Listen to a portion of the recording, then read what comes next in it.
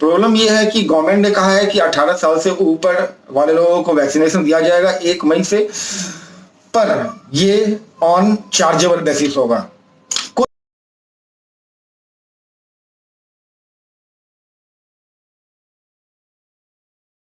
जय हिंद।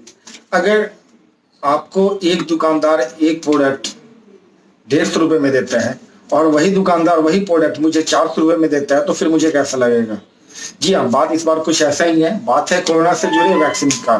बात है कोरोना से जुड़े वैक्सीन का, जिसका कि अभी हाल ही में प्राइस डिसाइड किया गया है इन कंपनियों के द्वारा। भारत में मेनली 2 वैक्सीन ट्रायल के बाद लोगों को दिए जा रहे हैं। एक है सीरम इंस्टीट्यूट ऑफ इंडिया का कोविशील्ड और दूसरा है भारत बायोटेक का कोवैक्सीन। एक तीसरा वैक्सीन भी है जो रसिया का स्पुतनिक 5 है, उसको भी गवर्नमेंट के द्वारा अप्रूवल मिल गया है, पर फिलहाल अभी वो नहीं दिया जा रहा है। तो नॉर्मली 2 वैक्सीन कोविशील्ड और कोवैक्सीन लोगों को दिया जा रहा है। पहले फेज में फ्रंट वर्कर्स को दिया गया, डॉक्टर्स, पुलिसमैन, नर्सेज, इन लोगों को दिया गया, ओल्ड एज लोगों को दिया गया। दूसरे फेज में 45 ईयर्स ओल्ड लोगों को वैक्सीन दिया गया। कल का जो आंकड़ा था वो काफी ज्यादा था। भारत एक नया रिकॉर्ड बनाया कोरोना मरीजों की संख्या में। कल 3 लाख के आंकड़े को भारत क्रॉस कर गया एक दिन में कोरोना पॉजिटिव मरीजों की संख्या में, जबकि इससे पहले ये यूएस में था 2,97,000 अप्रॉक्स जो रेट था, और कल भारत में करीब 3 lakh plus positive corona cases पाए गए हैं।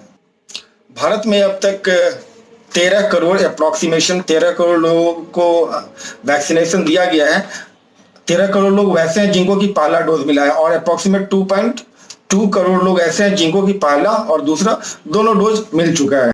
अभी हाल में ही गवर्नमेंट ने घोषणा किया है कि 1 मई 2021 से 18 साल से ऊपर वाले लोगों को भी वैक्सीनेशन दिया जाएगा, और उसके लिए आप रजिस्ट्रेशन ऑलरेडी स्टार्ट हो चुका है, आप रजिस्ट्रेशन करवा सकते हैं। बट प्रॉब्लम यहीं पे आता है। प्रॉब्लम यह है कि गवर्नमेंट ने कहा है कि 18 साल से ऊपर वाले लोगों को वैक्सीनेशन दिया जाएगा 1 मई से, पर ये ऑन चार्जेबल बेसिस होगा।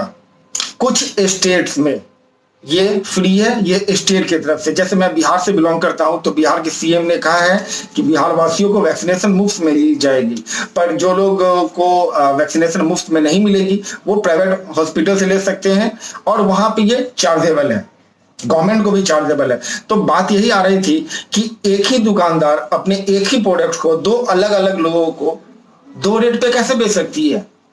सीरम इंस्टीट्यूट ऑफ इंडिया, इसका बात करते हैं, डेटा मेरे पास। सीरम इंस्टीट्यूट ऑफ इंडिया का जो वैक्सीन है कोविशील्ड, ये अगले 2 महीने जो भी वैक्सीन बनाएगा वो 50% सेंट्रल गवर्नमेंट को देगा, और 50% में वो स्टेट गवर्नमेंट को डिस्ट्रीब्यूट करेगा और प्राइवेट हॉस्पिटल्स को डिस्ट्रीब्यूट करेगा, जो कि उसको अपने मनमाने प्राइस पे बेचेंगे।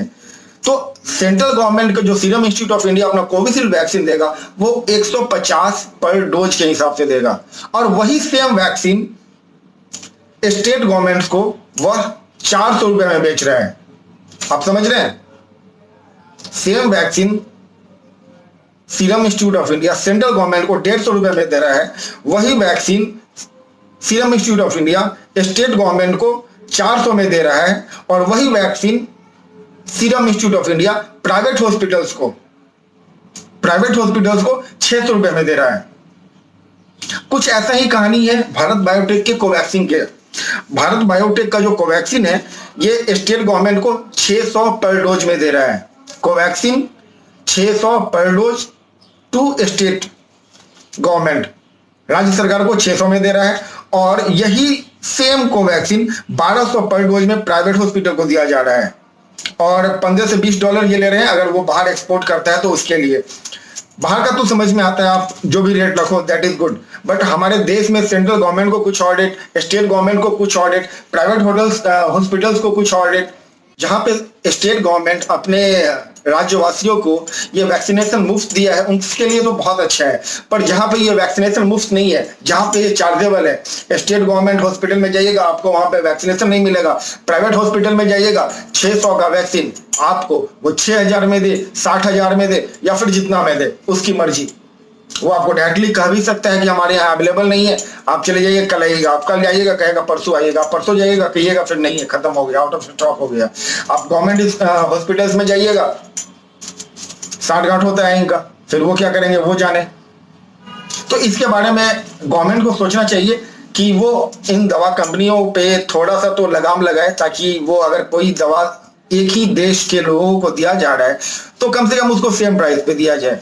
आपका क्या विचार है, आप भी हमें जरूर बताइएगा कमेंट करके। और आपको लगता है इस बात को आगे बढ़ाना चाहिए तो आप वीडियो को जरूर शेयर करिए। जय हिंद।